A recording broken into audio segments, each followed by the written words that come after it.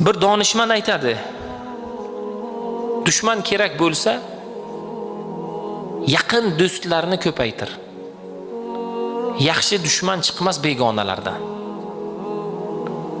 Bugun kimdan pand yeyapmiz? Yaqinlarimizdan pand yeyapmiz. Chunki ularning oldi berdisida, muhabbatida, ular bilan har narsada haddan oshganligimiz uchun.